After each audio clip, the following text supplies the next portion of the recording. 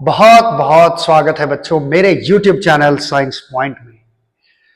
तो आज मैं क्लास 10 का चैप्टर लाया हूं लाइट, जो कि चैप्टर नंबर 10 है साइंस का, और उसका लेक्चर नंबर 4 लेकर के आया हूं। आज बच्चे हम लोग पढ़ने वाले हैं स्फेरिकल मिरर्स के बारे में।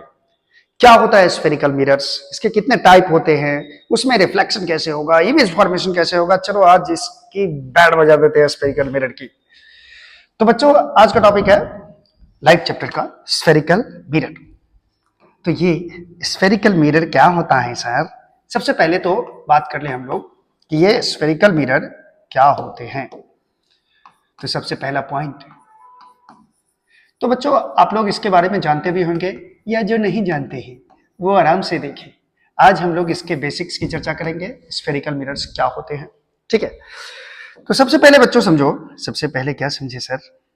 सबसे पहले समझना होगा कि कोई भी एक शीशा का ग्लास लो, शीशा का सॉरी ग्लास नहीं, शीशा का बॉल लो। ओहो, ग्लास का शीशा लो, शीशा का ग्लास लो। ग्लास का एक बॉल लो, ठीक है, बॉल स्फीयर की बात हो रही है, सर्कल की बात नहीं हो रही है। ठीक है, इसमें से क्या करो, क्या करें, इसमें से क्या करो कि एक इसका छोटा सा टुकड़ा बॉल के आकार का काट लो, ऐसा। ठीक है, हम लोग ऐसा टुकड़ा काट लेंगे, ऐसा टुकड़ा, ठीक है, जो कुछ इस तरह रहेगा। ऐसा टुकड़ा काट लिया, और इसमें से क्या करो कि एक सरफेस को पॉलिश कर दो पूरा। पॉलिश का मतलब इसको कलर कर दो, पेंट कर दो एक तरफ से। ठीक है, तो ये जो बच्चों ये कट के आएगा स्फेरिकल ग्लास में से, इसको कहेंगे हम लोग स्फेरिकल मिरर। इसी को बोलते हैं बच्चों, इसको, इस टोटल को बोलते हैं स्फेरिकल मिरर। अब ये स्फेरिकल मिरर होता क्या है, एक बात तो समझ में आ गई कि ये ग्लास का कोई स्फेयर होता है, ग्लास का कोई स्फेयर होगा, ठीक है, जिसमें से हम लोग एक पार्ट को कट करेंगे, और कट करने के बाद जो मिलेगा उसमें हम एक पार्ट को या एक सरफेस को हम क्या कर देंगे, पेंट कर देंगे। ठीक है, कलर कर देंगे, उसको बोलेंगे हम लोग ये स्फेरिकल मिरर है। एक्चुअली में स्फेरिकल मिरर क्या है बच्चों? तो ये पार्ट होता है किसी स्फेयर का, it is the part of a spherical glass. Spherical glass का एक पार्ट होता है जिसका एक सरफेस पॉलिश रहेगा बच्चों, जिसका कम से कम एक surface polish, which one surface is polished, one surface is polished. ठीक है, तो बच्चों एक सरफेस को पॉलिश करना है। ठीक है, अगर मान लो कोई स्फेयर है, सपोज करो मैंने क्या किया, एक स्फेयर ड्रॉ किया। ठीक है, ठीक है, कहां ड्रॉ किया सर अभी तक? ये स्फेयर मान लो हमने ड्रॉ किया। ठीक है, इस स्फेयर में से बच्चों हम लोग एक पार्ट इसमें से काट लेते हैं। एक पार्ट, कैसा पार्ट काटे? ये पार्ट काट लो इसमें से। ठीक है, ये पार्ट कट करके अलग कर लो, ये वाला। तो मैंने इस पार्ट को कट करके अलग कर लिया, ऐसा कर लिया। ठीक है, अब ये सरफेस जो होगा इसमें क्या करो बच्चों, ये जो उगा हुआ सरफेस है इसका, ठीक है, इस सरफेस को पॉलिश कर दो। पॉलिश को ऐसे दिखाते हैं हम लोग, ये पॉलिश कर दिया। ठीक है, तो यदि हम लोग, इसमें दो सरफेस है, देखो बच्चों दो पार्ट है इसमें। अगर मैं इस ये स्फीयर में से जो कट किया हूं, इस पार्ट को मैं देखूं, तो इस पार्ट में मुझे दो सरफेस नजर आ रहा है। एक है ये इधर वाले सरफेस, इधर वाले सरफेस को, ये जो अंदर वाला पार्ट है इसको इनर सरफेस कहा जाता है बच्चों। ठीक है, और जो बाहर जो आपको सरफेस दिख रहा है ये वाला, इसको बोलेंगे, यानी कि इधर वाले सरफेस को, जैसे ये देखो, जैसे मैं ये ऐसे हाथ करूं तो इधर वाले पार्ट को इनर पार्ट बोलेंगे, इधर वाले पार्ट को आउटर पार्ट बोलेंगे। ठीक है, ये आउटर पार्ट है। ठीक है, अगर आप क्या करो कि स्फेरिकल ग्लास में से कोई एक पार्ट काट लो, और अगर पीछे वाले पार्ट को, यानी कि जो आउटर सरफेस वाले पार्ट को, इसको मैंने पॉलिश कर दिया, तो अब इसका जो रिफ्लेक्टिंग सरफेस होगा, ये इधर की, देखो मैंने इसको पॉलिश कर दिया, इसको, तो रिफ्लेक्टिंग सरफेस ये हो जाएगा, इधर से लाइट आएगी ऐसे और इधर की तरफ रिफ्लेक्ट हो जाएगी। तो इसमें क्या कर दिया, आउटर सरफेस को पॉलिश कर दिया, तो ऐसे मिरर को बोलते हैं हम लोग कनकेव मिरर। ये जो स्फेरिकल मिरर होगा इसका नाम देंगे क्या, कनकेव मिरर। ठीक है, और इसी में क्या करो, इसी स्फेरिकल ग्लास में क्या करेंगे हम लोग, क्या करेंगे, तो मैंने एक पार्ट और कट कर लिया। ठीक है, यानी इधर वाला, ये वाला पार्ट कट कर लिया, इस बार ये वाला, इसको कट करके मैंने अलग कर लिया। ठीक है, ऐसा कर लिया। ठीक है, ये पार्ट को हम लोग अलग कर लिए, और इसके अंदर वाले भाग को, इनर पार्ट को हम लोग पॉलिश कर दिए। ठीक है, जैसे ऐसे पार्ट को कट किया तो इधर वाले पार्ट में पॉलिश कर दिए, मतलब कलर कर दिया, इसको पेंट कर दिए। अब रिफ्लेक्टिंग सरफेस इसका ये हो गया, ठीक है। इस मिरर को बोलते हैं हम लोग जिसका अंदर वाला पार्ट पॉलिश्ड हो, ऐसे मिरर को बोलते हैं बच्चों कन्वेक्स मिरर। क्या कहेंगे? कन्वेक्स मिरर, ठीक है। तो स्फेरिकल मिरर दो टाइप का हो गया, एक हो गया आपका कन्वेक्स मिरर जो कि देख रहे हैं आपको, अंदर वाला पार्ट आप देख रहे हैं कि इसमें पॉलिश्ड है अंदर वाला पार्ट। अगर बाहर वाला पार्ट पॉलिश कर दे तो ऐसे मिरर को बोलते हैं कनकेव मिरर। ये क्लियर है? ये क्लियर है? इसका मतलब स्फेरिकल मिरर दो टाइप का हो गया, एक कनकेव हो गया, दूसरा हो गया कन्वेक्स, ठीक है। या एक यूं कहो कि पहला कन्वेक्स होगा, दूसरा कनकेव होगा। क्लियर है ये चीज? क्लियर है? चलो अब इसमें कुछ डेफिनेशन है बच्चों। कनकेव मिरर अगर आप डेफिनेशन इसका लिखना चाहते हो तो इसमें सिंपली इसका लिख सकते हो कि आउटर सरफेस इज पॉलिश्ड, ठीक है। और इसमें क्या हुआ कन्वेक्स मिरर में कि अंदर वाले पार्ट को पॉलिश कर दिए, तो इसमें आप लिख सकते हो कि इनर सरफेस इज पॉलिश कर दिए सर, पॉलिश्ड, ठीक है। तो दो तरह का मिरर हुआ। पहचानने का तरीका समझ लो कि बाहर वाले सरफेस को अगर पेंट कर दो तो कनकेव, अंदर वाले सरफेस को पेंट कर दो तो कन्वेक्स, ठीक है। क्लियर है ये चीज? ओके। तो चलते हैं नेक्स्ट टॉपिक पे बच्चों। नेक्स्ट टॉपिक में कुछ डेफिनेशंस है, ठीक है। तो मिरर दो तरह का हो गया, आप समझ लिए। मैं यहाँ पे एक बार फिर से बना देता हूँ ताकि कंफ्यूजन ना हो। ये वाला पार्ट, बाहर वाले पार्ट को रंग दो तो ये हो जाएगा कनकेव मिरर, और अंदर वाले पार्ट को रंग दे, मुझे रंग दे, देखो ये कन्वेक्स हो गया, ठीक है। इसमें कुछ डेफिनेशंस है बच्चों, उसको समझना होगा। अब ये डेफिनेशंस क्या है, ठीक है। तो अगला टॉपिक है हमारा, अगला टॉपिक होने जा रहा है सम डेफिनेशंस, ठीक है। अब कुछ परिभाषाएं हैं, इसको देखना है, मिरर से रिलेटेड है बच्चों, ठीक है। तो पहला पार्ट जो है बच्चों, पहला ये होता है पोल। अब पोल क्या है? वो पोल नहीं जिस पे बिजली वाला तार गया रहता है रोड के बगल में जो रहता है, वो नहीं। पोल मतलब होता है मिरर का सबसे मिडिल पार्ट, मिरर का जो मिड पार्ट होगा, उस मिड पॉइंट जो होगा उसको बोलते हैं हम लोग पोल, ठीक है। जैसे ये एक मिरर है, ठीक है।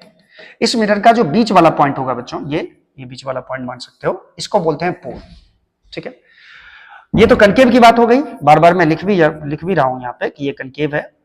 और मैं कन्वेक्स में अगर पोल दिखाऊं तो कन्वेक्स मिरर ऐसा कुछ होगा, अंदर वाले पार्ट इसमें पॉलिश्ड होते हैं, इसका जो बीच वाला पॉइंट होगा बच्चों, इसी को बोलेंगे पोल। तो पोल में क्या लिखेंगे? It is the mid point of mirror, या स्फेरिकल मिरर लिख सकते हो, mid point of spherical mirror. ये किसी भी मिरर का मिड पॉइंट होता है, मिड पॉइंट, ठीक है। चलो अब इसको हम लोग एक दूसरा पॉइंट डिफाइन करेंगे हम लोग। दूसरा पॉइंट क्या है? सेंटर ऑफ कर्वेचर बच्चों, सेंटर ऑफ कर्वेचर क्या होता है?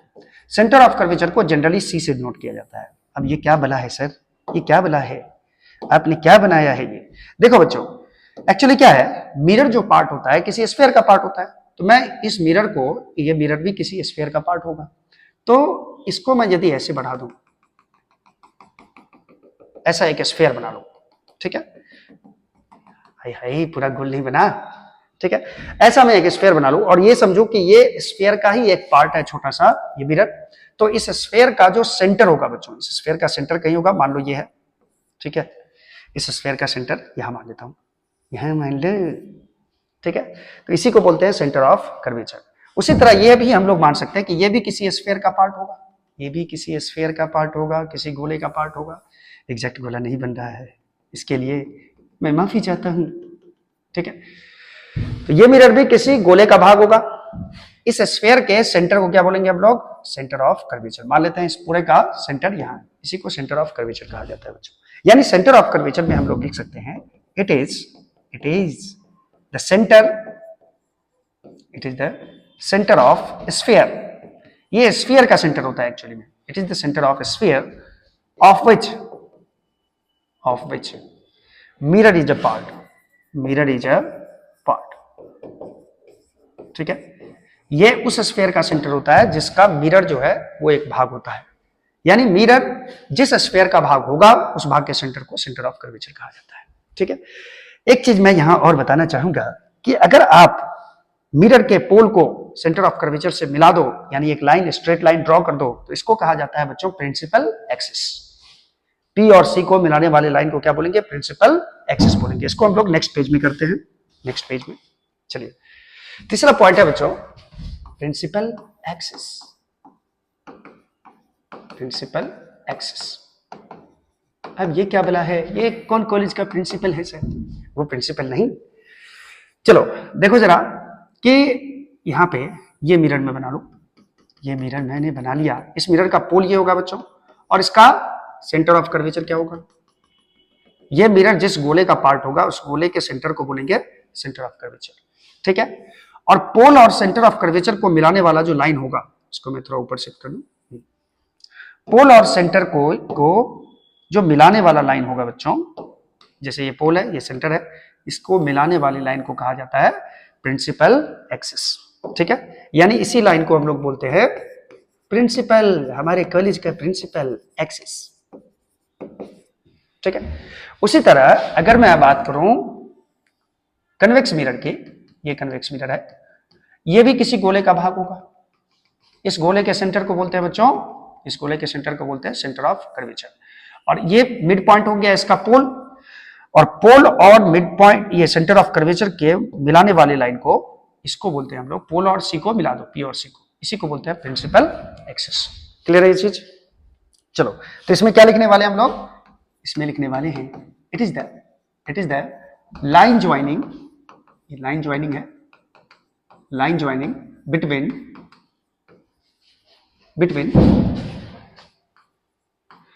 द सेंटर ऑफ कर्वेचर, यानी कि C, centre of curvature, and pole of the mirror, and pole of the mirror, ठीक है। तो सेंटर ऑफ कर्वेचर और पोल को मिलाने वाली लाइन को प्रिंसिपल एक्सिस कहा जाता है। क्लियर है ये चीज? अब दूसरी बात क्या है? तीसरी बात नहीं सर, चौथी बात क्या है? Radius of curvature, radius of curvature, radius of curvature क्या होता है इसको देखते हैं। रेडियस ऑफ कर्वेचर को जनरली आर से नोट करते हैं। तो ये बच्चों कुछ नहीं होता है, कुछ नहीं होता है तो पढ़ क्यों रहे हैं? ये एक्चुअली क्या होता है, ये देखो जरा, ये मिरर जिस स्फीयर का पार्ट है, ये मिरर जिस स्फीयर का पार्ट है, उस स्फीयर के रेडियस को बच्चों बोलते हैं हम लोग रेडियस ऑफ कर्वेचर, ठीक है। ये पूरे गोले का जो रेडियस होगा, ये भी रेडियस ही होगा, इसको भी रेडियस ऑफ कर्वेचर बोल सकते हो, या ये भी रेडियस ही होगा, इसको भी रेडियस ऑफ कर्वेचर बोल सकते हो। यानी ये जो मिरर जिस स्फीयर का पार्ट होता है, उस स्फीयर के रेडियस को कहा जाता है रेडियस ऑफ कर्वेचर। अब ये भी देखो, ये भी जो मिरर है ये इस स्फीयर का पार्ट है, ठीक है। इस स्फीयर के रेडियस को क्या बोलेंगे? यही रेडियस होता है, इसको रेडियस ऑफ कर्वेचर बोल दो, या इसको रेडियस ऑफ कर्वेचर बोल दो। आप ऐसे भी बोल सकते हो कि पी और सी को मिलाने वाला जो लाइन होता है उसको रेडियस ऑफ कर्वेचर कहा जाता है। क्लियर है ये चीज? तो रेडियस ऑफ कर्वेचर क्या है बच्चों? It is the radius, it is the radius of sphere, radius of sphere, ये स्फीयर का रेडियस होता है, of which mirror is a part, mirror, sorry मैं ठीक से लिख दूं, of which mirror is a part. Generally इसको आर से दर्शाया जाता है बच्चों। क्लियर है चीज? क्लियर है फिगर के साथ? ठीक है, क्यों नहीं। चलो आगे बढ़ते हैं बच्चों। रेडियस ऑफ कर्वेचर आप समझ गए। इस स्फीयर का कहीं भी देखो, इधर भी ये लोगे तो ये रेडियस ऑफ कर्वेचर ही होगा, रेडियस तो हर जगह सेम ही होगा, ठीक है। क्लियर है? चलो नेक्स्ट देखते हैं बच्चों, प्रिंसिपल फोकस क्या होता है, यानी कि ये 5 नंबर लगभग होगा। फोकस या प्रिंसिपल फोकस बोल सकते हो इसको। फोकस क्या होता है? तो मिरर का फोकस कैसे डिफाइन होता है इसको आप अच्छी तरह समझिए। मान लीजिए कि ये मिरर है, ओके, ये मिरर है और ये मिरर का पोल है बच्चों, ठीक है। और इसको मान लेते हैं ये है प्रिंसिपल एक्सिस, ठीक है।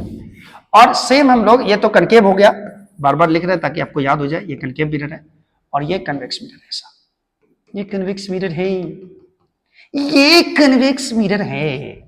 प्रिंसिपल एक्सिस इसका टेढ़ा हो गया रे, टेढ़ा टेढ़ा हो गया है प्रिंसिपल एक्सिस। अब सीधा हो गया, अब सीधा हो गया, ये पी हो गया।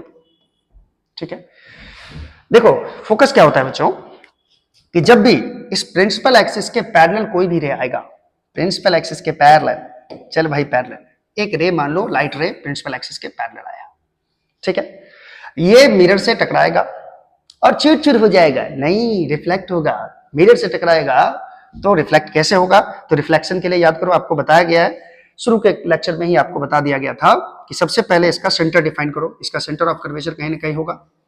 ठीक है, तो सेंटर ऑफ कर्वेचर इधर होगा, तो सबसे पहले आपको डालना होता है नॉर्मल। जिस पॉइंट पे लाइट पड़ी है उस पॉइंट पे डाल दो नॉर्मल। ये मेरा रहा नॉर्मल, और ये होता है एंगल ऑफ इंसिडेंस आई।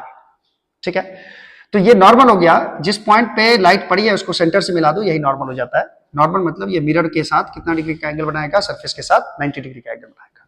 अब जितना एंगल ये हुआ उतना ही एंगल बनाते हुए ये रे ऑफ लाइट रिफ्लेक्ट हो जाएगा, क्योंकि लॉ ऑफ रिफ्लेक्शन क्या कहता है कि आई का मान आर के बराबर होता है। ये रिफ्लेक्ट होके इधर से चला आएगा, इधर से लाइट गई, ऐसे रिफ्लेक्ट होके आ गई। अब देखो, लेकिन एक चीज आपको ध्यान रखना होगा, ये जो फोकस डिफाइन हम लोग कर रहे हैं, तो फोकस डिफाइन करने के लिए प्रिंसिपल एक्सिस के जो पैरेलल रे जाएगा वो मिरर से रिफ्लेक्शन के बाद प्रिंसिपल एक्सिस को जिस पॉइंट पे कट करती है, जिस पॉइंट पे कट करती है उसी को कहा जाता है फोकस। समझ में आई? समझ में आया? समझ में आया? समझ में आया? बिल्कुल समझ में आएगा। प्रिंसिपल एक्सिस के पैरेलल कोई भी रे जब मिरर पे पड़ता है तो मिरर से रिफ्लेक्शन के बाद प्रिंसिपल एक्सिस के जिस पॉइंट पे कटता है उसे फोकस कहा जाता है। तो यहां तो बच्चा कट गया, कोई जरूरी नहीं है प्रिंसिपल एक्सिस को कट करेगा ही। ठीक है, ऐसा हो भी सकता है कि कटता हुआ अपीयर हो, कटे नहीं, कटता हुआ अपीयर हो। जैसे इस केस में देख लो जरा, मान लो प्रिंसिपल एक्सिस के पैरेलल एक रे आया ऐसे, ठीक है, अब ये रिफ्लेक्शन के बाद किधर जाएगा? तो पहले आपको सेंटर ढूंढना होगा। इसका सेंटर मान लीजिए इधर की तरफ है, यहां सेंटर है। ठीक है, तो सबसे पहले रिफ्लेक्टेड रे खींचने के लिए आपको पता होगा कि पहले नॉर्मल ड्रॉ किया जाता है। तो पहले मैंने इस पॉइंट पे नॉर्मल ड्रॉ कर दिया, ये नॉर्मल ड्रॉ कर दिया, और थोड़ा बड़ा करना पड़ेगा, 1 मिनट। ये नॉर्मल मैंने ड्रॉ कर दिया। किस पॉइंट पे नॉर्मल ड्रॉ किया बच्चों? इस पॉइंट पे, जिस पॉइंट पे लाइट पड़ी है उस पॉइंट पे नॉर्मल। नॉर्मल कितने डिग्री का एंगल बनाता है मिरर के साथ? 90 डिग्री का एंगल बनाता है। अब ये क्या हो जाएगा बच्चों? Angle of incidence.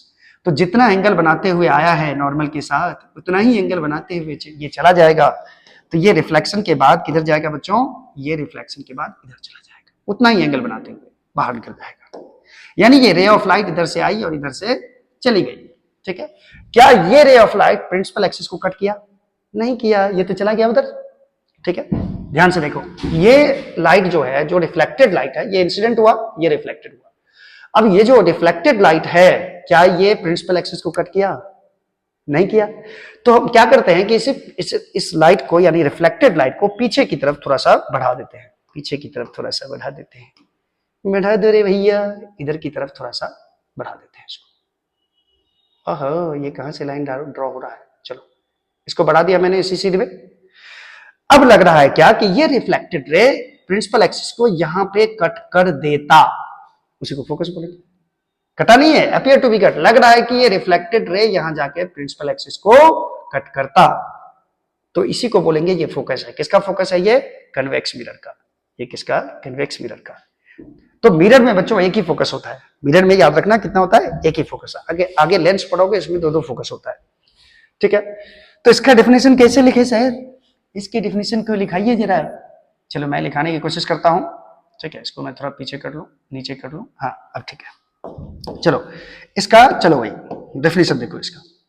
Principal axis के पैरेलल, फोकस का डेफिनेशन क्या है समझना जरा। प्रिंसिपल एक्सिस के पैरेलल जब भी कोई रे चलती है तो ये स्फेरिकल मिरर से रिफ्लेक्शन के बाद प्रिंसिपल एक्सिस को जिस पॉइंट पे कट करती है उसी पॉइंट को कहा जाता है फोकस, या प्रिंसिपल एक्सिस पर कटती हुई मालूम पड़ती है, अपीयर टू बी कट, लग रहा है कि यहां कट जाएगा, that is called focus. Clear है ये चीज? तो इसमें क्या लिखेंगे? When ray of light, ray of light parallel to principal axis, parallel to principal axis, incident on a mirror, incident on कोई भी मिरर लिख दो, कोई भी मिरर में तो स्फेरिकल मिरर आएगा, अभी जो पढ़ रहे हैं वो उसकी बात हो रही है। Incident on A spherical mirror after reflection, after reflection, reflection के बाद इट कट्स, या तो ये कट करेगा और appear to be cut, appear to be cut, appear to be cut at a point on principal axis, at a point on principal, at a point on principal axis, principal axis के जिस point पे कटेगा या कटता हुआ मालूम पड़ेगा, at a point on principal axis, this point is called focus, this point, इस पॉइंट को क्या कहा जाता है, this point is called focus। बहुत बड़ा डेफिनेशन है सर, कैसे याद रखें? देखो याद रखने के लिए एक ही तरीका है बच्चों, इस चीज को समझ जाओ। यदि प्रिंसिपल एक्सिस के पैरेलल कोई रे ऑफ लाइट आती है तो मिरर से रिफ्लेक्शन के बाद जिस पॉइंट पे प्रिंसिपल एक्सिस के जिस पॉइंट पे कटती है या अपीयर टू बी कट, करती हुई अपीयर होती है, उस पॉइंट को कहा जाता है फोकस। ठीक है, तो एक चीज ध्यान में रखना है कि मिरर का जिधर रिफ्लेक्टिंग सरफेस होता है, कनकेव मिरर में जिधर रिफ्लेक्टिंग सरफेस होता है, इधर इसका रिफ्लेक्टिंग सरफेस है, यहां से रिफ्लेक्ट हुआ है लाइट, उधर की तरफ ही फोकस है। लेकिन इसका देखो, इसका रिफ्लेक्टिंग सरफेस इधर है, ये वाला रिफ्लेक्टिंग सरफेस है, लेकिन फोकस उस साइड है। समझ रहे हो, सेंटर की तरफ ही फोकस होता है। समझ रहे हो, समझ रहे हो? ठीक है, अब फोकल लेंथ क्या होता है बच्चों? नेक्स्ट पॉइंट है focal length, 6 number point. Focal length, focal length क्या होता है सर? तो फोकल लेंथ को स्मॉल एफ से डिनोट करते हैं बच्चों। बहुत ही बेसिक चीज हम लोग पढ़ रहे हैं, ध्यान से देखना, सब कुछ समझ में आएगा। फोकल लेंथ कुछ नहीं होता है बच्चों, ये कुछ तो होता है सर, कुछ तो होता है।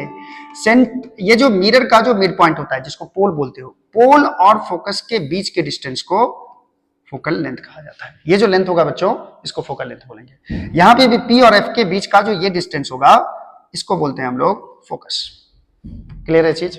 तो focal length, sorry focal length बोलते हैं इसको। तो मिरर के पोल और फोकस के बीच के डिस्टेंस को बोलते हैं फोकल लेंथ। तो फोकल लेंथ में आप लिख सकते हो, it is the distance, it is the distance of focus, focus of a mirror, of a mirror from its pole, from its pole, mirror के पोल से उसके फोकस के बीच के डिस्टेंस को फोकल लेंथ कहा जाता है। और जनरली इसको स्मॉल एफ से नोट किया जाता है बच्चों। ये है फोकस। फोकस करो, फोकस, कैमरामैन फोकस करो। ठीक है, कैमरा तो फोकस कर ही रहा है, ये फोकस हो गया बच्चों। अब समझते हैं आगे, एक टर्म और है बच्चों, इसमें आप ये भी लिख सकते हो कि पी एफ का जो वैल्यू है वो एफ के बराबर है। बाद में देखेंगे साइन कन्वेंशन, किसमें प्लस लेना है किसमें माइनस लेना है, ये बाद की बात है, बाद की बात बाद में करेंगे हम लोग। नेक्स्ट करते हैं बच्चों, अपार्चर क्या होता है? अपार्चर क्या होता है सर? ये कितना नंबर पॉइंट था बच्चों? ये 6 नंबर पॉइंट था। अब मैं करने जा रहा हूं 7 नंबर पॉइंट, जो कि है अपार्चर। देखो अपार्चर एक्चुअली में क्या होता है बच्चों? लाइट एंटरिंग एरिया होता है। एक्चुअली में मिरर को देखोगे ना, स्फेरिकल मिरर, ये जो कनकेव मिरर होता है, ऐसा गोल दिखेगा आपको। कनकेव मिरर हो या कन्वेक्स मिरर हो, ये पूरी तरह से राउंड दिखेगा।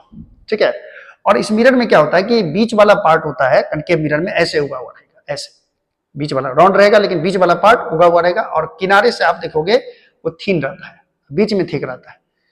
जबकि कन्वेक्स मिरर थोड़ा सा धसा हुआ रहता है। इसमें तो बीच में छुओगे मिरर को, ऐसे ही गोल रहेगा, बीच में छुओगे तो थोड़ा सा थिन लगेगा, और साइड साइड में ये क्या लगेगा? थिक लगेगा। ठीक है, तो ये जो बीच में थिन हो, बीच में क्या हो? थिन हो, और बाहर से थिक हो, मोटा हो, उसको बोलते हैं हम लोग, सॉरी एक मिनट, हाँ, जो बीच में धसा हुआ हो, बीच का भाग थोड़ा सा पतला हो और साइड का भाग थोड़ा सा मोटा हो, इसको बोलते हैं कनकेव मिरर। लेकिन जिसका पार्ट उगा हुआ है, इसको कन्वेक्स बोलते हैं। जिसका पार्ट उगा हुआ रहेगा, बीच में उगा हुआ रहेगा और चारों साइड से धसा हुआ रहेगा, उसको बोलते हैं कन्वेक्स मिरर। ठीक है, तो ऐसा ही होता है मिरर। मिरर तो पूरा गोल ही होता है। ठीक है, ये जो मिरर होता है, इस मिरर का जो डायमीटर होगा बच्चों, डायमीटर, डायमीटर मतलब हो गया ये जो डायमीटर होता है इसी को अपर्चर बोलते हैं। इसको लीनियर अपर्चर भी एक्चुअली में कहा जाता है। तो मिरर का जो डायमीटर होगा उसको अपर्चर बोलते हैं। अब ये चीज अगर क्लियर नहीं हो रहा है आपसे तो ये चीज देख लो, ये मिरर है, लेकिन मिरर एक्चुअली में कैसा होता है बच्चों, ये तो स्फीयर का पार्ट है तो कुछ ऐसा दिखेगा, ठीक है। अब ये जो सरफेस है ये वाला सरफेस जो आपको दिख रहा है, कौन वाला सर, ये वाला जो सरफेस दिख रहा है, इसके डायमीटर को एक्चुअली में क्या बोलते हैं, ये जो डायमीटर होगा इसी को अपर्चर कहा जाता है, ठीक है। तो ये जो डायमीटर है दैट इज कॉल्ड अपर्चर। ये मिरर का मान लो पोल होगा, मिड पॉइंट को क्या बोलते हो, पोल बोलते हो। पोल से जाने वाला जो डायमीटर होगा उसी को बोलते हैं अपर्चर। ऐसे डायमीटर पोल से ही जाएगा, ठीक है, इसको बोलते हैं ये डायमीटर। एक्चुअली ये पोल नहीं, पोल के सामने रहता है, पोल तो इधर हो जाएगा, ये हो जाएगा डायमीटर, ठीक है। तो ये मिरर का डायमीटर होता है, it is the diameter of spherical mirror. Spherical mirror के डायमीटर को बोलते हैं हम लोग अपर्चर, ठीक है। एक चीज ध्यान में रखना, जिस मिरर का अपर्चर जितना ज्यादा होगा, यानी उसमें इतना लाइट एंटर करेगा, उसमें जो आपको इमेज दिखाई देगा वो बहुत ही ज्यादा ब्राइटनेस रहेगा, यानी कि उसका इंटेंसिटी ज्यादा रहेगा, अच्छा इमेज बनता है उसमें। तो ये थी कहानी सम डेफिनेशंस की। तो हम लोगों ने क्या क्या पढ़ा, एक बार रिवाइज कर लें। एक बार क्या क्या पढ़ा, सबसे पहला पॉइंट था बच्चों पोल। पोल क्या होता है, तो पोल होता है मिरर का सबसे पहला पॉइंट देख लो, मिरर का सबसे बीच वाला पार्ट ये होता है पोल। मिरर के मिड पॉइंट को पोल बोलते हैं। ये अगर कन्वेक्स मिरर रहेगा तो इसको पोल बोलते हैं, ठीक है। मिरर जिस गोले का पार्ट होता है उस गोले के सेंटर को बोलते हैं हम लोग सेंटर ऑफ कर्वेचर। मिरर जिस स्फीयर का पार्ट होता है उस स्फीयर के सेंटर को सेंटर ऑफ कर्वेचर कहा जाता है। क्लियर है ये चीज, ठीक है। उसी तरह नेक्स्ट डेफिनेशन देखे थे हम लोग कि मिरर जिस स्फीयर का पार्ट होता है उस स्फीयर के रेडियस को बोलते हैं हम लोग रेडियस ऑफ कर्वेचर, ठीक है। और प्रिंसिपल एक्सिस क्या था कि पोल को और सेंटर ऑफ कर्वेचर के लाइन को मिला दो तो वो प्रिंसिपल एक्सिस कहलाता है। क्लियर है चीज। और अभी अभी ये दो पॉइंट हम लोग तो पढ़े ही हैं, ठीक है। चलो उसके बाद देखते हैं बच्चों नेक्स्ट क्या है कि एफ और आर में क्या रिलेशन है। आज हम लोग इसको साबित करना चाहते हैं कि एफ और आर में क्या रिलेशन होता है। एफ आर क्या हुआ, एफ हो गया focal length, F focal length, और आर हो गया रेडियस ऑफ कर्वेचर। इस दोनों में क्या रिलेशन होता है बच्चों, पहले इसको जान लेते हैं हम लोग, ठीक है। चलो मेरे साथ शुरू हो जाओ। तो नेक्स्ट टॉपिक है बच्चों रिलेशन बिटवीन फोकल लेंथ हो गया क्या, एफ, क्या हो गया एफ, यानी कि F, and radius of curvature.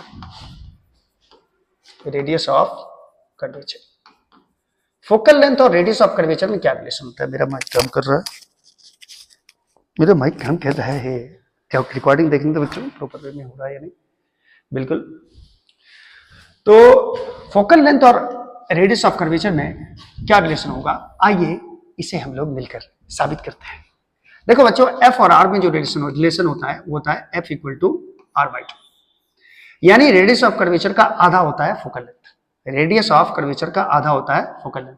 या आप यूं बोल सकते हो कि आर बराबर होता है 2f, फोकल लेंथ का दुगुना होता है 2f। इसी को क्रॉस मल्टीप्लिकेशन कर दोगे तो आर इक्वल टू 2f हो जाएगा।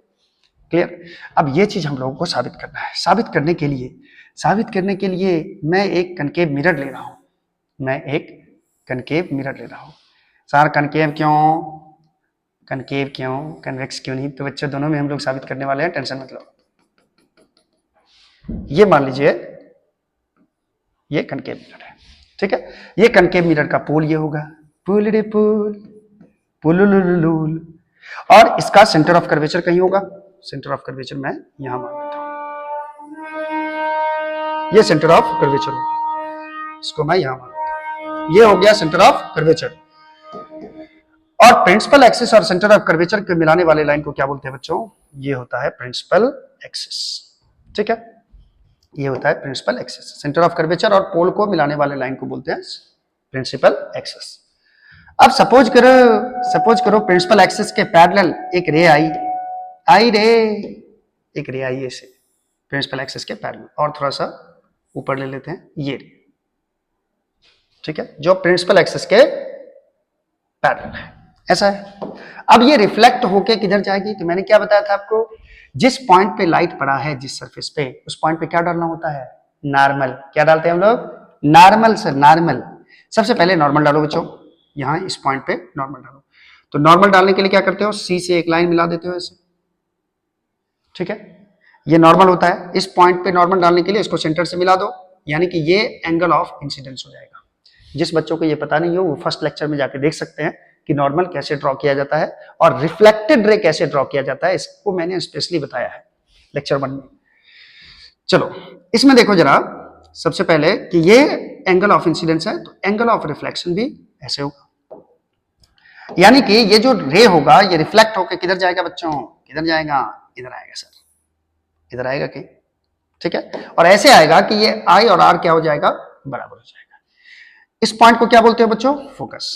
क्योंकि प्रिंसिपल एक्सिस के पैरेलल कोई भी रे चलती है तो वो किधर से गुजर रही है? फोकस से गुजर रही है, ठीक है। ऐसे फोकस से गुजरा, और यहां पे आई बराबर क्या होगा बच्चों? आर होगा। आई बराबर आर होगा। ये एंगल दोनों क्या हो जाएगा? सेम हो जाएगा।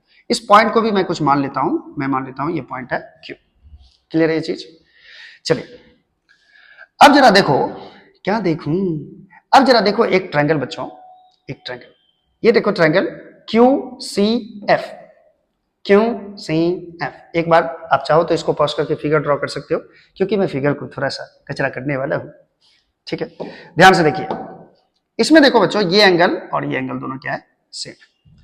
अब एक चीज देखो, ये एक पैरेलल लाइन है, यानी ये जो रे है ये प्रिंसिपल एक्सिस के पैरेलल है, और ये एक ट्रांसवर्स लाइन है, तो ये एंगल और ये एंगल क्या होगा बच्चों? सेम होगा। यानी ये आई है तो ये भी एंगल क्या हो जाएगा? आई हो जाएगा। अल्टरनेट एंगल से पढ़े होंगे अल्टरनेट एंगल, कि जब भी कोई दो पैरेलल लाइन होती है और एक ट्रांसवर्सल लाइन होती है, तो ये एंगल, इधर वाले एंगल और इधर वाले एंगल दोनों क्या होते हैं बच्चों? सेम होते हैं, ठीक है, अल्टरनेट एंगल से। तो ये आई है तो ये भी आई होगा। क्लियर है? अब एक ट्रायंगल मुझे इसमें नजर आ रहा है। कौन सा ट्रायंगल? इन triangle Q C F, F Q C F, इसको ध्यान से देखो जरा। कौन सा ट्रायंगल में बात कर रहा हूं? क्यू सी एफ की बात कर रहा हूं। ये ट्रायंगल दिखा। इस ट्रायंगल में आप साफ साफ देख सकते हो कि ये आई और आर क्या हो जाएंगे? बराबर। ये आई और आर क्या हो जाएंगे? बराबर, ठीक है। इन क्यू सी एफ में लिख सकते हैं आई इक्वल टू आर।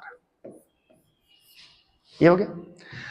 अब ये आई जो होगा ये आर के कैसे बराबर होता है? तो ये लॉ ऑफ रिफ्लेक्शन है। लॉ ऑफ रिफ्लेक्शन से आप कह सकते हो कि आई बराबर आर होगा। आई बराबर आर, ठीक है। अब देखो जरा, ये दोनों एंगल सेम हो गया। अब यदि किसी भी ट्रायंगल में इसको मैंने बेस मान लिया, किसी को क्या मान लिया? बेस मान लिया, और बेस का दोनों एंगल सेम है, यानी जितना ये एंगल है उतना ये एंगल है। इसका मतलब जितना लेंथ इस साइड का होगा उतना ही लेंथ इस साइड का भी होगा, तभी तो ये दोनों एंगल बराबर होगा। अरे समझो समझो बात को। ये आई है, ये आर है, ये ट्रायंगल है क्यू सी एफ। मैं यहां बना के दिखा देता हूं, ठीक है। ये जो ट्रायंगल आपको दिख रहा है इसमें ये दोनों एंगल बराबर है, ये और ये एंगल बराबर है, तो ये साइड और ये साइड, यानी ये साइड को बराबर होना पड़ेगा। इसको बोलते हैं आइसोसेलेस ट्रायंगल, समद्विबाहु त्रिभुज आइसोसेलेस ट्रायंगल बोलते हैं बच्चों, जिसमें दो साइड क्या होता है? इक्वल होता है, और दो एंगल भी इक्वल होता है, ठीक है। तो I इक्वल टू आर है, इसका मतलब हो गया कि ये कौन सा ट्रायंगल हो गया? आइसोसेलेस ट्रायंगल हो गया। I बराबर आर कौन सा ट्रायंगल शो कर रहा है? इसके बारे में क्या कह रहा है कि ये सर ये आइसोसेलेस ट्रायंगल है, आइसोसेलेस ट्रायंगल। और आइसोसेलेस ट्रायंगल होगा अगर QCF कौन सा ट्रायंगल है? Isosceles triangle. और यदि आइसोसेलेस ट्रायंगल होगा तो CF और QF का मान बराबर होगा, CF इक्वल टू QF हो जाएगा। किसी को डाउट है? किसी को डाउट है? देखो CF इक्वल टू क्या हो जाएगा? QF हो जाएगा। क्लियर है ये चीज? अब देखो, अब मैं यहां पे एक चीज लगाने वाला हूं। सर QF, ये जो Q है और ये जो P है ये एक दूसरे के बहुत ज्यादा नजदीक है। हाँ, कहां दिख रहा है सर नजदीक है? अरे नजदीक है, मैं दिखा देता हूं। देखो ध्यान से देखना, मैं क्या बोलने जा रहा हूं? Q और P पॉइंट एक दूसरे के बहुत क्लोज है। ये सर कैसे हो गया? H point P is very close to Q, या ऐसा बोल सकते हो point Q is very close to P, to point P। ये कब हो गया? Q और P पॉइंट बहुत ज्यादा एक दूसरे के नजदीक है, ठीक है। चलो ये कैसे हो गया सर? तो चलो आइए इसके समझते हैं कैसे P और Q एक हो गया। बच्चों जो मिरर होता है ना, ये मिरर, ये इतना बड़ा मिरर के लिए फॉर्मूला आप लोग नहीं बना रहे, ठीक है, इतना बड़ा मिरर, मिरर बहुत छोटा होता है, बस छोटा छोटा बच्चा जैसा मिरर, ठीक है, ऐसा मिरर होता है, इतना बड़ा, ये बहुत बड़ा बना दिया, हाँ ये इतना बड़ा मिरर होता है, ठीक है। इस मिरर में दिखाएंगे, इस मिरर में दिखाएंगे कि ये पोल है, ये पोल है, ओहो ये कलर क्यों नहीं चेंज हो रहा, ये पोल है, ये क्या है, पोल है, और ये सेंटर ऑफ कर्वेचर है, ये प्रिंसिपल एक्सिस है, इसके पैरेलल एक रे आएगा, तो थोड़ा सा मैं और थोड़ा सा इसको पतला कर लूं, एक प्रिंसिपल एक्सिस के पैरेलल एक रे आया, ऐसे आया, ठीक है, ये किधर से गुजरा बच्चों, ये किधर से गुजरा, फोकस से गुजरा, मुझे लगता है कि आपको दिख भी नहीं रहा होगा कैमरा में, इसको जूम करके देखना पड़ेगा, जूम करके, ठीक है। अगर मैं ऐसा इतना छोटा फिगर बनाऊं, देखो मिरर मैंने इतना छोटा बनाया है, ठीक है, एक्चुअली में इतना ही बड़ा मिरर के लिए ये फॉर्मूला सब होता है, इतने बड़े मिरर नहीं होते हैं बच्चों जिसके लिए हम लोग ये फॉर्मूला बना रहे हैं, ठीक है, ये स्फेरिकल मिरर बहुत छोटा होता है, इतना बड़ा मिरर बहुत हो गया, ठीक है। तो अब देखो जरा, जैसे ये रे यहां पे आया तो इस पॉइंट को हम क्यू बोले, और ये छोटा, ये नीचे वाला पॉइंट पी है, अगर मिरर छोटा होगा तो क्यू और पी लगभग लगभग लगभग नजदीक होगा, समझ गए बात को, तो मैं इसे मिटा देता हूं। अब Q और P पॉइंट एक दूसरे के नजदीक है, तो आप Q को क्या लिख सकते हो, पॉइंट P लिख सकते हो, Q को क्या लिख सकते हैं हम लोग, Q को क्या लिख सकते हैं, पॉइंट P लिख सकते हैं। तो देखो CF का वैल्यू किसके बराबर था, CF का वैल्यू QF के बराबर था, अहो CF ना क्या लिख रहे हैं सर, क्यों क्यों क्यों क्यों, CF बराबर QF, इसका मतलब है कि CF का मान ये PF के बराबर हो जाएगा, Q के बदले मैंने क्या लिख दिया, P लिख दिया, H Q is very close to P, ठीक है, CF इक्वल टू PF लिख दिया। अब ये बच्चों PF क्या है ये बताओ, ये PF क्या है, ये तो फोकस दूरी है सर, फोकल लेंथ, ये तो क्या है, ये फोकल लेंथ है।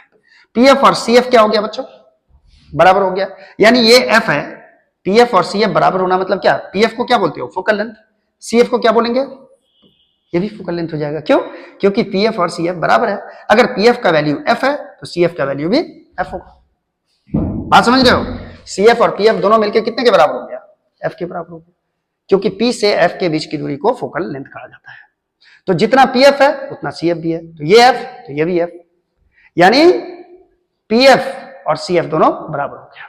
अब देखो मुझे लाना है रिलेशन F और R में, अब देखो जरा, ये PC को क्या लिख सकते हो, तो बताओ, PC मतलब यहां क्या हो गया, R हो गया, PC मतलब क्या हो गया, H, इसको रेडियस ऑफ कर्वेचर बोलते हो, PC को क्या बोलते हैं हम लोग, PC को P से लेकर C तक के बीच की दूरी को बोलेंगे PC, that is radius of curvature. अब इस PC को हम लिख सकते हैं F प्लस F, क्योंकि ये दूरी F है, ये दूरी F है, दोनों जोड़ दोगे तो PC मिल जाएगा, तो PC को मैं लिख देता हूं F plus F is equal to R, that is 2F equal to R, और F इक्वल टू हो जाएगा R/2, ये प्रूफ हो गया, ये प्रूव्ड, सो इजी। आप कनकेव मिरर में ये प्रूफ किए हो, किस मिरर में, कनकेव मिरर में, मैंने प्रूफ किया इसको कनकेव मिरर में। बच्चों कन्वेक्स मिरर में भी सेम सीन होगा, F बराबर R/2 ही होगा, और आप इसे खुद से भी साबित कर सकते हो, बस मैं एक फिगर ड्रॉ कर देता हूं जिसमें आप साबित कर सकते हो, ठीक है, सेम चीज आप अप्लाई करोगे तो हो जाएगा।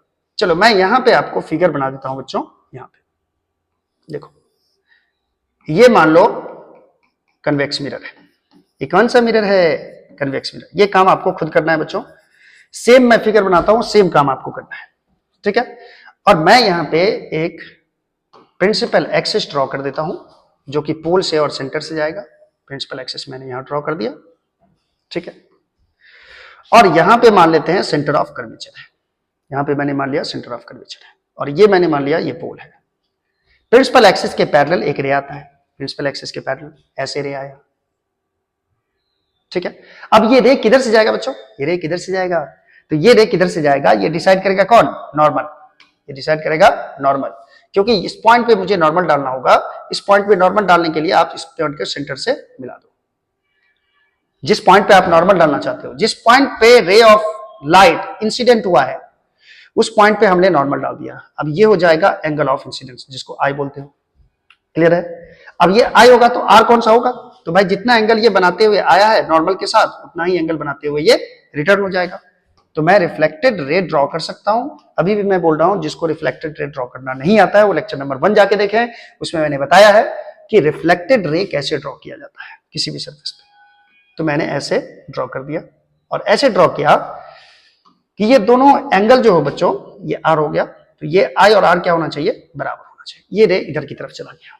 इसमें फोकस कैसे डिफाइन किए थे याद करो, क्योंकि ये रिफ्लेक्टेड रे प्रिंसिपल एक्सिस को काटा नहीं, इसको अगर मैं पीछे बढ़ा दूं थोड़ा सा तो ये कहीं ना कहीं प्रिंसिपल एक्सिस को कट करेगा, प्रिंसिपल एक्सिस को कट करेगा, उसी को फोकस बोलेंगे, उसी पॉइंट को। तो मैंने यहां क्या किया, इस रे को थोड़ा सा नीचे इसी के सीध में बढ़ा दिया, ठीक है। अब ये क्या हो जाएगा बच्चों, ये हो जाएगा फोकस एफ, ठीक। अब इस पॉइंट को मैंने क्यू बोल दिया, अब इस पॉइंट को क्यू बोल दिया। अब देखो इसमें नाम भी सेम है बच्चों, देखो जिस इस कनकेव मिरर में जिस पॉइंट पे रे ऑफ लाइट इंसिडेंट हुआ है उस पॉइंट को क्यू बुलाया मैंने, कन्वेक्स मिरर में जिस पॉइंट पे लाइट इंसिडेंट हुआ है उस पॉइंट को मैंने क्या बोला, क्यू बोला, ठीक है। इसमें भी ट्रायंगल क्यूसीएफ में जाना है आपको, इसमें भी ट्रायंगल क्यूसीएफ में ही जाना है आपको, क्यूसीएफ। अब इसमें होगा क्या, ये ध्यान दीजिए जरा। देखो इसमें कौन कौन एंगल बराबर होगा बच्चों, ये आपके लिए बहुत ज्यादा इंपॉर्टेंट है। अगर मैं ये बोल रहा हूं कि ये एंगल आई है, इधर वाला एंगल, तो बच्चों ये एंगल भी आई होगा। कैसे होगा, तो भाई ये और ये दोनों पैरेलल है और ये ट्रांसवर्सल लाइन है, तो ये दोनों, ये आई और ये आर, ये जो एंगल होगा ये कॉरस्पॉन्डिंग एंगल से सेम होगा। याद करो, जब दो पैरेलल लाइन एक दूसरे को काटती है तो ये दोनों एंगल क्या होता है बच्चों, सेम होता है, जिसको कॉरस्पॉन्डिंग एंगल बोलते हैं, संगत कोण। यानी इधर वाला एंगल, यानी कि ये जो आई है ये और ये एंगल सेम होगा कॉरस्पॉन्डिंग एंगल से, आई इक्वल टू ये आई। और ये जो आर होगा, ये आर इस आर के इसके बराबर होगा। यानी इसमें देखो दो लाइन जब एक दूसरे को कट करती है तो अपोजिट एंगल क्या होता है, सेम होता है। दो लाइन एक दूसरे को कट करेगा तो आमने सामने का कोण क्या होता है, ये आर है तो ये भी क्या हो जाएगा, आर हो जाएगा। अपोजिट एंगल क्या होते हैं, इक्वल होते हैं, तो ये आर तो ये भी आर। अब देखो आई और आर बराबर हो गया, तो इस ट्रायंगल में आ जाओ क्यूसीएफ में, क्यूसीएफ में ये और ये एंगल बराबर हो गया। इसका मतलब इसमें सीएफ बराबर क्या होगा, क्यूएफ। यहां पे आ जाओगे सीएफ बराबर क्यूएफ, उसके बाद सेम हो जाएगा। आप इसे करके देखना, बहुत मजा आएगा, ठीक है। तो एफ और आर में ये रिलेशन होता है बच्चों, एफ बराबर आर बाई टू। रेडियस का आधा कर दो तो फोकल लेंथ मिल जाता है।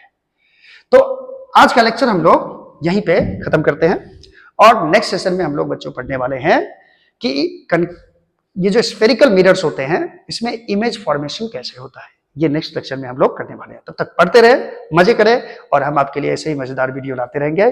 Thank you so much.